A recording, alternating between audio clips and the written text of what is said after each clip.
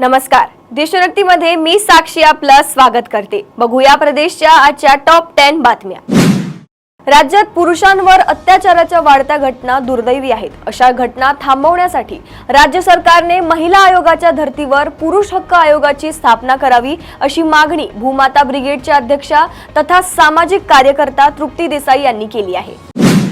Rotary club of Pune, pristine, Bajaj finance, शासनाचा आरोग्य विभाग व सह्याद्री रुग्णालयाच्या माध्यमातून मिशन प्रेरणा अभियानांतर्गत कराडच्या सह्याद्री रुग्णालयात केवळ 45 दिवसात 118 गोरगरीब बालकांवर मोफत शस्त्रक्रिया व उपचार करण्यात आले। त्यात एका 3.5 वर्षांच्या बालकावर कराडमधील पहिलीच कॉक्लिअर इम्प्लांट शस्त्रक्रिया यशस्वीरित्या करण्यात आल्याचे डॉक्टर अमित माने यांनी पत्रकार परिषदेत सांगितले।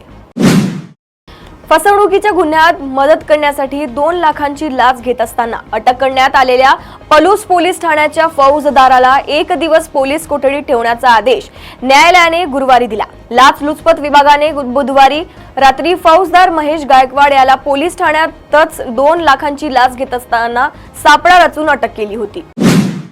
अकोला शहरात एका माथेफिरूने क्रूरतेचा कळस गाठलाय। कुत्रे सातत्याने भुंकतात, या कारणामुळे एका माथेफिरूने त्यांना विषारी औषध देऊन ठार मारल्याची घटना घडली आहे। यात तब्बल 25हून अधिक कुत्र्यांचा दुर्दैवी मृत्यू झालाय। या घटनेमुळे परिसरात एकच खळबळ उडाली आहे। या घटनेनंतर प्राणी प्रेमींकडून तीव्र संताप व्यक्त केला जातोय। या मृत श्वानांमध्ये मोकाट कुत्र्यांसह पाळीव कुत्र्यांचाही समावेश आहे।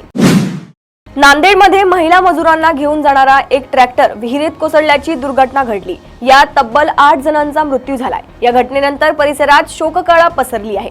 सध्या या परिसरात बचाव कार्य सुरू आहे। आता या दुर्घटनेदरम्यान एक हृदयद्रावक घटना समोर आली आहे। या दुर्घटनेदरम्यान प्रत्यक्षदर्शी पूरभाजी सरोदे यांनी 2 महिलांना विहिरीतून काढले होते, मात्र यात त्यांच्या स्वतःच्या पत्नीचा विहिरीत बुडून मृत्यू झालाय।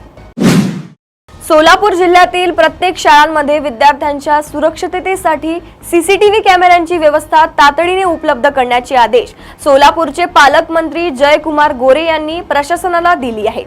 तसेच प्रत्येक शासकीय व निमशासकीय कार्यालयात महिलांसाठी शौचालयाची स्वतंत्र सुविधा तात्काळ करण्याचे आदेशही त्यांनी यावेळी दिले। सोलापूर जिल्ह्यात सांगोला, मंगळवेढा व पंढरपूर परिसरात गुरुवारी भूकंपाचा सौम्य धक्का बसला। राष्ट्रीय भूकंप शास्त्र केंद्राने याबाबत दिलेल्या माहितीनुसार 2.6 रिश्टर स्केल इतक्या तीव्रतेचा हा भूकंप होता। मात्र या भूकंपामुळे कोणतीही जीवितहानी, मालमत्तेची हानी झाली नसली तरी नागरिकांमध्ये भीतीचे वातावरण पसरले आहे। सांगोल्याचे माजी आमदार शहाजी बापू पाटील यांनी भर सभेत स्वतःच्या थोबाडीत मारून घेतले। लोकसभा निवडणुकीच्या मुद्द्यावर भाषण करताना शहाजी बापू पाटील यांनी थोबाडीत मारून घेतल्याचे बघायला मिळाले। लोकसभा निवडणुकीमध्ये पाणी देणाऱ्या खासदाराला आमच्या जनतेने निवडून दिले नाही, पाणी आवडणाऱ्या व्यक्तीला खासदार म्हणून पाठवले, ही जनतेची मोठी चूक झाली आहे असे त्यांनी म्हटले। सांगोला मतदारसंघ हा माढा लोकसभा मतदारसंघात येतो। तनिषा भिसे यांच्या मृत्यूनंतर दीनानाथ मंगेशकर रुग्णालय अडचणीत आले आहे। या प्रकरणी आता 5 सदस्य असलेली समिती नियुक्त करण्यात आली आहे। या समितीद्वारे दीनानाथ मंगेशकर रुग्णालयाची चौकशी करण्यात येणार आहे। आरोग्य मंत्री प्रकाश आंबेडकर यांनी आरोग्य उपसंचालकांना समिती स्थापन करण्याच्या सूचना दिल्या आहे। या समितीत एका स्त्री रोग तज्ञांचाही समावेश करण्यात आलाय। नियुक्त करण्यात आलेली समिती आज दीनानाथ रुग्णालयाची पाहणी करणार असून राधाकिसन पवार यांच्या अहवालावरून दीनानाथ रुग्णालयावर कारवाई केली जाणार आहे।